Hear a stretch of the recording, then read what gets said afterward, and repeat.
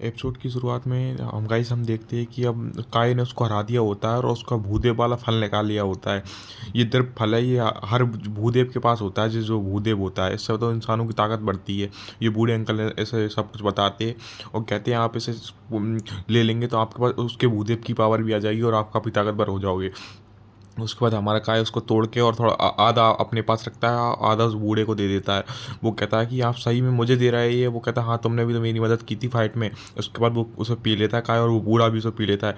बूढ़ा पीते ही उसे बोलता है कि इसमें तो अद्भुत शक्ति है। तभी काय के अंदर से वो एक भूदेव निकल जाते हैं, जो उस पिक का भूदेव होता है, उस सुअर का।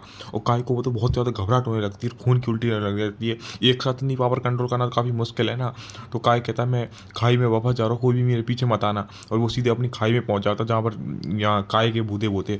और तभी काय अपने बचपन को याद करने लगता है कि बचपन में उसके साथ क्या हुआ था। उसके गांव पे बताऊँ, बंदर ने लोगों ने हमला कर दिया था, उसका परिवार सब खत्म हो गया था। इसी चक्कर में वो बस इकलौता वो बचा था, सब मारे गए थे। और फिर उसकी आंख खुलती है गाइस, ये सब सपने में देख रहा होता है वो। तभी वो देखता है कि इस चादर में और कोई भी है। और हम देखते हैं गाइस, वो एकदम उड़ जाता है उस चादर को हटा के, तो उस चादर में वो लड़की होती है जिसको उसने बचाया होता है, वो बोनो की लड़की। और वो लड़की उड़ जाती है, कहती है महाराज आप उठ गए, आपको ठंड लग रही थी इसलिए मैंने ये आपको उड़ा दी थी। इस लड़की का नाम सू होता है। महाराज मैं डर गई थी आपको, मुझे लगा आपको कुछ हो ना जाए, इसलिए मैंने आपको ये उड़ा दी थी। उन्हें बोलती है कि मैं आपके साथ ही रहूंगी महाराज। इस पे काय को गुस्सा आ जाता है। वो कहता है नहीं, तुम मेरे साथ नहीं रह सकती, जाओ अपनी ऊपर लौट जाओ उनके साथ।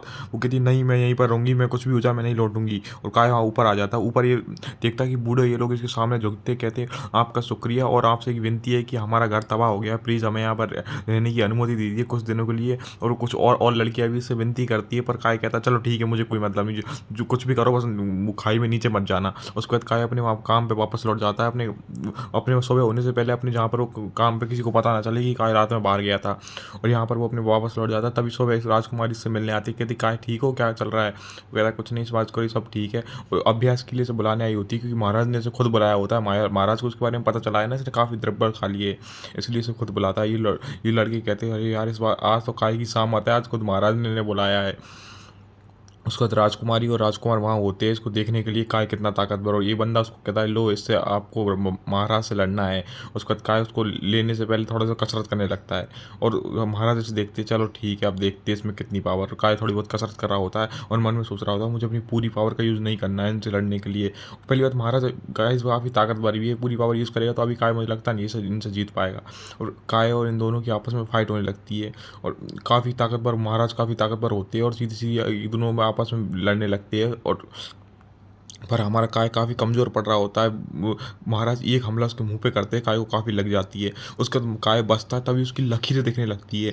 वो कहता है इससे तो मेरी लकीरें दिख जाएंगी, मैंने अपनी पावर का यूज़ किया था। इसलिए काय अपनी पावर का यूज़ नहीं कर सकता पूरी का, बस वो महाराज के हमलों से बच रहा होता है। और वो महाराज के पैर को पकड़ लेता है।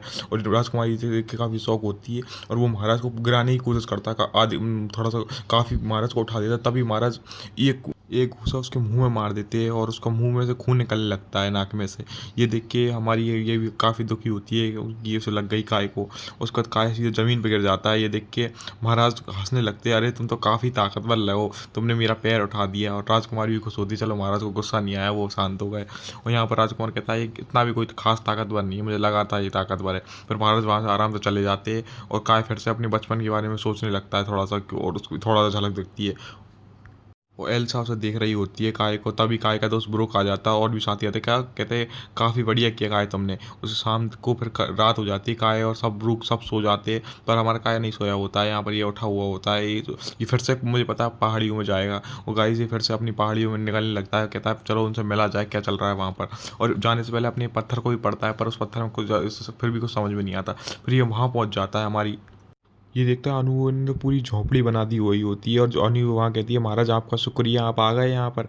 वो कहता है हाँ मैं आ गया हूँ, तुम यहाँ पर क्या कर रही हो? उसके बाद अनु कहती है मैंने आपके लिए खाना भी बनाया महाराज, आप खाना खाओगे? वो कहता है हाँ बिल्कुल खाऊंगा मैं। उसके बाद वो वहाँ पर बैठ जाता है और अनु कहती है ठीक है 1 मिनट रुको। उसके बाद अनु उसके लिए खाना ले आती है और वो कहता है काफ़ी टेस्टी खाना है, मज़ेदार। अनु भी काफ़ी खुश होती है, हाँ महाराज मैंने आपके लिए ही बनाया है ये। और उसके बाद हमारे काय को तो काफ़ी भूख लग रही होती है, वो तो खाना खा रहा होता है आराम से। उसके बाद हमारा गायन फिर सीन शिफ्ट होता है और वो वहाँ पर आ जाता है अपने घर पे शाम का खाना खाने के लिए। उसकी वजह से सुबह से वो खाना दे रहे होते हैं, सब बंदे कह रहे थे आज तो तुम्हें ज़्यादा खाना मिला है, तुम तो काफ़ी फेमस हो गए हो। और ये बूढ़ी आंटी कहती है कि हाँ अभी काय काफ़ी मेहनत करता है, इसलिए इसको ज़्यादा खाना देने के लिए कहा है महाराज ने।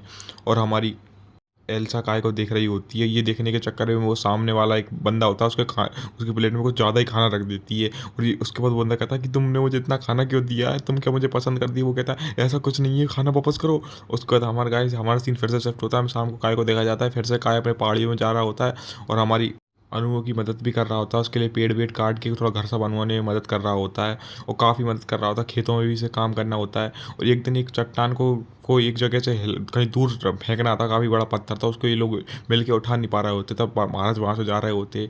महाराज कहते यार हटो, मैं तुम्हारी मदद करता हूँ। और महाराज पूरी ताकत लगाते हैं उस चट्टान को, पर वो उठती नहीं है। पर महाराज इस बार अपनी पूरी जान लगा देते और पूरी चट्टान को, अपने इतनी बड़ी चट्टान को उठा देते। ये देख के काफ़ी ज़्यादा शौक हो जाते हैं तीनों, कहते हैं कि महाराज तो काफ़ी दमदार इंसान है। उसके बाद महाराज वहाँ से चले जाते हैं और हमारा काय फिर से अपनी पहाड़ियों में, वो उसका रूटीन है डेली जाने का। अब वो जड़ी बूटी और इनसे काफ़ी नई नई चीज़ें सीखने की कोशिश कर रहा होता है, अपनी भूदेव की पट्टी को भी पढ़ने की कोशिश कर रहा होता है और वहाँ उसकी सफाई भी रखता है। हम यहाँ पर नहीं एल्सा को देखते हैं, एल्सा एक दिन फूल वूल तोड़ के मूली जा रही होती है, पर यहाँ काय आ जाता है। वो कहता है तुम यहाँ पर क्या कर रही हो? तो वो कहती है नहीं, हम अब हमारे पास, हम अपने गांव से जो फूल वूल लेके आए थे वो यहाँ पर लगा रहे हैं ना इनको बड़ा करने के लिए।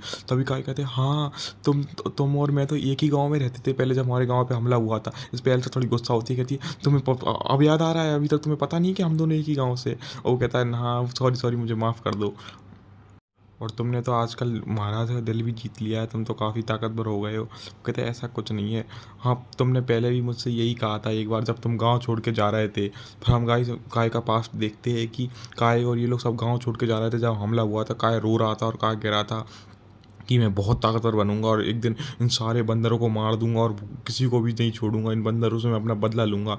और हम देखते हैं इस गांव पे उस टाइम बंदरों ने जब हमला कर दिया होता है, सारे गांव के लोग मारे गए होते हैं, एल्सा के मम्मी पापा भी मारे गए होते हैं और हमारे काय के भी मम्मी पापा सब मारे गए होते। तब काय रोते रोते कहता है कि मैं सारे बंदरों को मार दूंगा। उस टाइम इन्हें बचाने के लिए उस टाइम महाराज आए होते हैं और महाराज ने बंदरों को मार दिया होता है, उसकी वजह से इन लोगों की जान बची होती है और महाराज अपने गाँव में इन लोगों को लेके आ गए होते हैं यहाँ पर। काय कहता है हाँ मुझे याद आया, उस टाइम काफ़ी साल पुरानी बात है ये। उसके बाद हमारा सीन फिर शिफ्ट होता है हमें पहाड़ियों पे। अब एक बड़ा सुअर दिखाया जाता है और एक बड़ा बंदर दिखाया जाता है, ये दोनों आपस में लीडर है। ये बंदरों का लीडर है और ये सुअर का लीडर है। ये दोनों आपस आपस में लड़ने लगती है और ये बंदर और ये दोनों आपस में लड़ते हैं, पर वो सुअर इस बंदर को आसानी से मार देता है और बोलता है कि हमारी अगली मंजिल है वो नीचे वाली घाटी।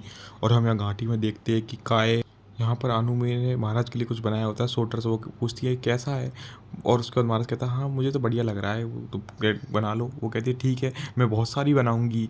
महाराज कहता है ठीक है जैसा तुम चाहो ऐसा करो। और गाइस इसी के साथ हमारा चौथा एपिसोड खत्म हो जाता है। मिलते हैं नेक्स्ट एपिसोड।